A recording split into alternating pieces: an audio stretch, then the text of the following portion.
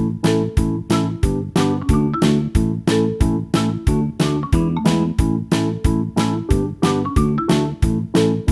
I'm in a new filming spot. Did you notice? Do you like it? So today I have another back to school DIY video. I've already posted one back to school DIY. I'm gonna be posting another one after this, hopefully squeezing it out before most people go back to school. Squeezing it out.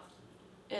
Today I'm going to show you how to make a binder that's not only cute and decorative, but also very useful for while you're in class. I'm going to warn you right now, I'm starting this tutorial on the computer, but don't freak out, that's only going to be a short part of the video, so keep holding on. I'm never going to sing again, I'm sorry. Okay, let's start that now. So, welcome to my computer screen. I'd like you to meet my dear friend Photoshop. I will provide a template for anybody who doesn't know how to make what I'm about to show, but I'll also show you a little bit about how I set this up in case you do want to try to make your own version, and this guy has nothing to do with it. I just thought it would be boring to look at a blank screen this whole time. So I created these different elements on a standard paper size document. We've got a place for your name, a box for your class schedule, a place for phone numbers, a random box with a patterned background, and a big box for doodling. And I use that to create this layer, which is just gray boxes that fit right over all of the blank areas, and these will be printed out on separate pieces of paper. And for the back, oh whoops, not that, spoiler alert, I did a page for the back of the binder also. I have a to-do list area, a place for important dates, another random box, and another big box for doodling. And again, a page of gray boxes over the blank areas. So now let's print these out, and for some reason, Opie really likes the printer. Every time it turns on, he runs to it like it's the freaking ice cream truck or something. So you should end up with 2 pages of blank boxes and 2 pages of gray boxes. So I'm just gonna go ahead, break out some markers, and color these in using a rainbow color scheme because, well, what other kind of color scheme is there?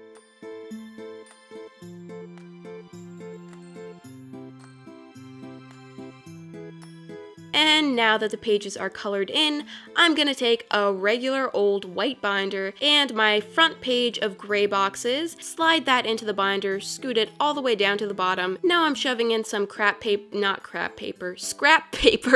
behind it to protect the binder. So I whipped out a ruler and X-Acto knife and I'm carefully cutting through the plastic of the binder, and I'm using those gray boxes as guides of where to cut out, and when you're done, you should have all of these little windows in the plastic. Remove all of that boring stuff and slip in your pre-colored pages. Those little windows should fit right over the empty parts of the boxes. And to keep it in place, you can just add a couple of pieces of tape on the top. As I said, I will make this template available for you guys, so check the description if you want. There will be a link to download the document and you will get both the blank boxes and the gray boxes. It's basically finished now. You could take it to class just like that and fill it out at different times when you need it. I'm actually going to fill it out all now so you can see an example of how it would look. I wrote in fake information, obviously. I don't actually have a professor called Mr. Frontbutt.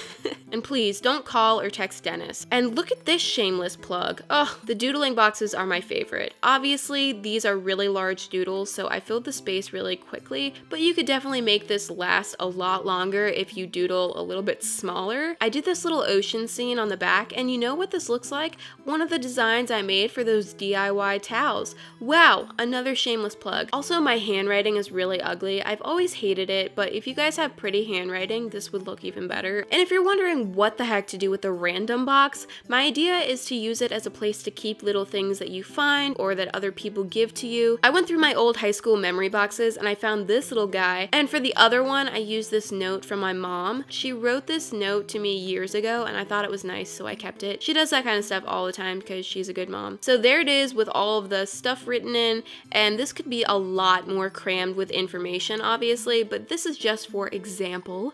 But the cool thing is, once you've filled it up, you can simply reprint your page of boxes, color it in again, you can use a different color scheme, doesn't take but 5 minutes, and then just replace it, and you have a fresh binder to fill up once again. So that completes this tutorial. I'm really a fan of this idea. I wish I had thought of this when I was in high school because I think it could have entertained me for a long time. If you guys make this, I would love it if you could send me a photo below. Whether you use my template or you make one of your own, I want to see it. You can send it through email or Instagram. I prefer email, but either one is fine. And speaking of, check out these photos from Madison. She used my liquid pencil pouch tutorial and she made her own. She used her own designs and everything. You did a great job. I especially love the watermelon one. And that is it. I will see you guys soon. Bye!